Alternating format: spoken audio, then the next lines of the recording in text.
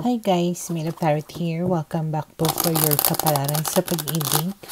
Para po ito sa mga fire signs, Aries, Leo, and Sagittarius.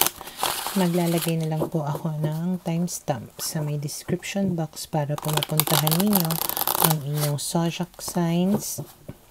Pero syempre, this is a general reading, kaya hindi po lahat ay makaka-relate. Okay, so we will start po with Aries. Ano kayang posibleng pagdaraanan ng mga Aries sa mga susunod na mga araw? Okay, we have here the Three of Coins, the Eight of Wands, the King of Coins, and the Wheel of Fortune.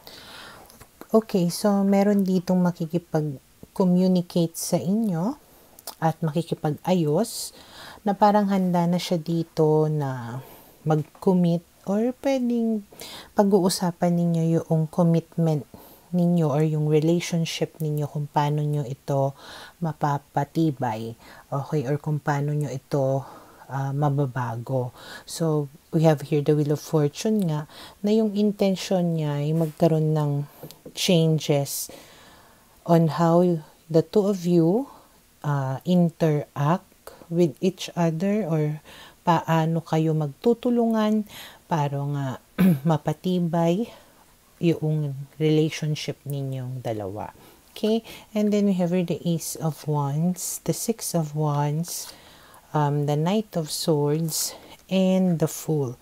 So, ang nakikita ko dito is isa sa mga issues ninyo is pwedeng yung intimacy or priority, ganyan, na bibigyan nyo ng focus or pag-uusapan nga ninyo kung paano nyo maibabalik yung sigla ng relationship ninyo, yung intimacy ng relationship ninyo, kung ano yung kailangan niya na gawin para maramdaman mo yung sincerity niya, kung ano yung kailangan niya na gawin para maiparamdam nga sa'yo na ikaw yung priority niya. Okay? So, we have here the Knight of Swords. Talagang nagiging communicative siya dito. Sinasabi niya sa'yo kung ano yung gusto niyang mangyari. Inaalam niya kung ano yung mga gusto mo. Para kumbaga, maging worry-free, stress-free yung relationship ninyong dalawa.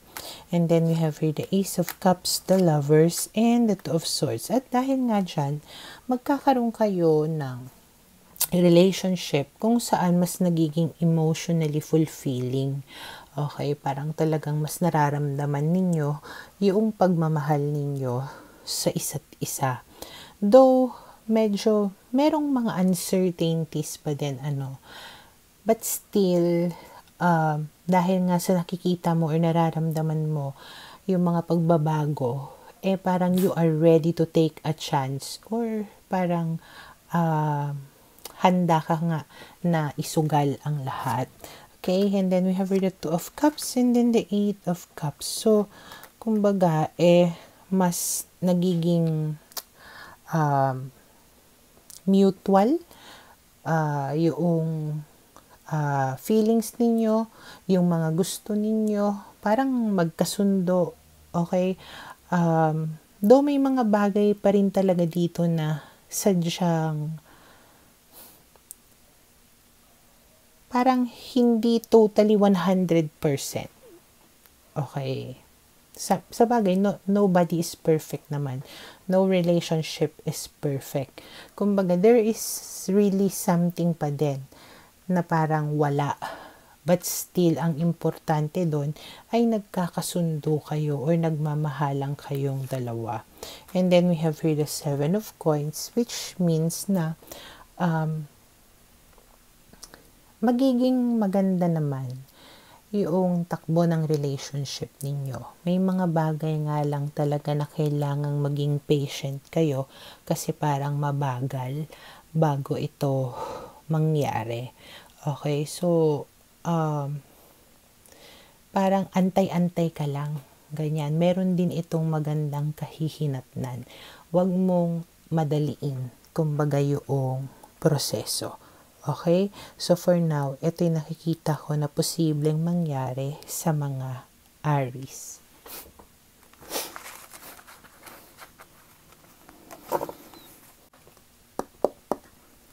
Para sa mga Leo, okay, let's see. Ano kaya yung posibleng pagdaraanan ng mga Leo sa mga susunod na mga araw? We have here the 5 of Wands, the 9 of Coins, the Sun, and we have here the 6 of Cups. Okay, so base sa mga barahan na to, maaaring magkaroon ka ng conflict with someone na magiging dahilan kung bakit magiging single ka, or pwedeng hiwalay na kayo nga nitong tao na to kasi nga nagkaroon kayo ng conflict, and then pwedeng nagiging okay ka na, nagiging masaya ka na ulit, nakalimutan mo na kumbaga yung conflict na yon. Saka naman, manunumbalik itong tao na to at parang makikipagbalikan. We have here the 5 of Coins, the Magician, the Hangman, and the Knight of Wands. Pero, hindi maganda yung intensyon nitong tao na to na makipagbalikan sa'yo. Maaaring gusto lang niya makipag-ayos sa'yo kasi nalulungkot siya. So, meron itong pagka-manipulative at may pagka-user. Pero mukhang alam mo naman na itong ugali nitong tao na ito. Kaya medyo wala ka namang ginagawa or wala kang agad aksyon na gagawin kapag nag-reach out sa'yo yung tao na to. Maaaring pakiramdaman mo lang siya, okay, habang siya magiging agresibo siya sa pakikipagbalikan or pakikipag-ayos sa'yo. Mangungulit siya.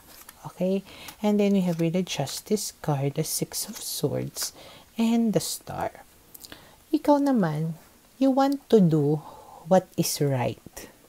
Gusto mo na magkaroon ng mga positive na mga pangyayari. Okay? Siguro, meron ka pa ring hope. Umaasa ka pa rin dito sa tao na ito na maitatama niya yung mga pagkakamali niya. Okay? Or maging open at honest siya sa'yo.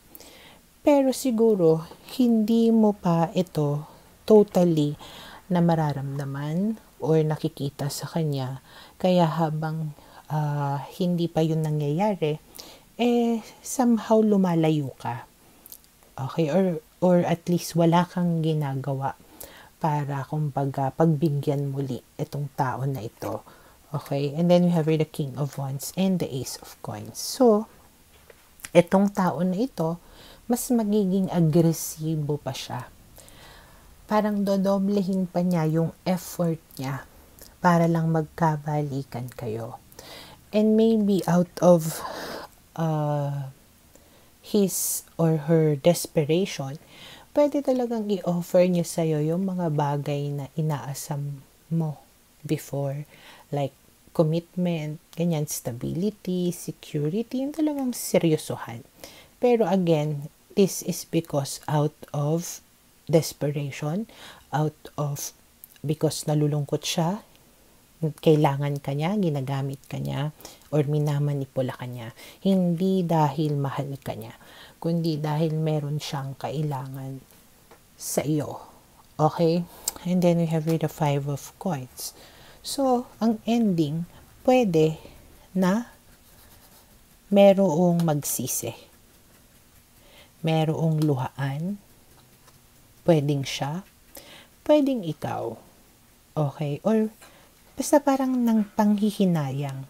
Okay? So, siguro kung hindi mo siya tatanggapin, pabalik sa buhay mo, pwedeng at last, manghinayang siya, maramdaman niya yung pagkawala mo. Or pwedeng ikaw ito na nanghihinayang na kasi nga kung dati pa sana hindi yung ngayon kung kailan okay ka na naka-move on ka na, parang ganon. Na yung alam mo na kung ano yung deserve mo, handa ka na talaga na mag-move on sa kanya, masaya ka na. Parang too late na, kumbaga. Okay? So for now, ito yung nakikita ko na posibleng mangyari sa mga Leo.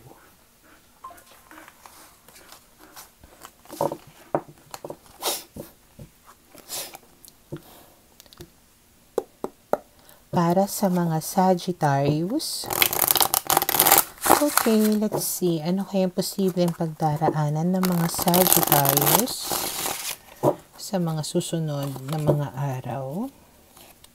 We have here the Queen of Swords, the Nine of Swords, the Six of Swords, and we have here the Knight of Cups. Okay, so base sa mga barahan na to, pwedeng meron kayong puputulin, iiwasan na tao na maaaring nagbigay sa inyo ng sobrang stress. So, ayaw nyo na, kumbaga, naisipin pa or problemahin pa itong tao na to. Kaya parang handa na kayo na alisin sa buhay ninyo itong tao na ito. Handa na kayo na magkaroon ng mga positive na bagay or pangyayari. Okay? Pero habang ginagawa mo yan, saka ngayon siya maghahabol sa iyo. Okay? We have here the Emperor, the King of Wands, the Ace of Coins, and we have here the Tower. So, ang nakikita ko rin dito, maiiral yung pride mo. So, magmamatigas ka talaga dito kapag bumalik siya. Sasabihin mo na ayoko na. Tapos siya naman, talagang magiging agresibo din naman siya. Sasabihin niya na, seryoso ako. Okay, ayusin natin to. Ibibigay ko sa yung commitment na gusto mo. And because of that, maaaring magkagulo kayong dalawa. Okay? And then we have the Ace of Swords, the Wheel of Fortune, and the Five of Cups. So, magkakaroon kayo dito ng communication, pag-uusap, lilinawin nyo yung mga bagay-bagay between the two of you. May mga bagay na gusto kayo na baguhin. May mga bagay na parang hinanakit, sama ng loob, na gusto ninyo na ma-address or malaman ng isa't isa para mabigyan nga ng linaw. Okay? Basta mag-uusap kayo nito ng masinsinan.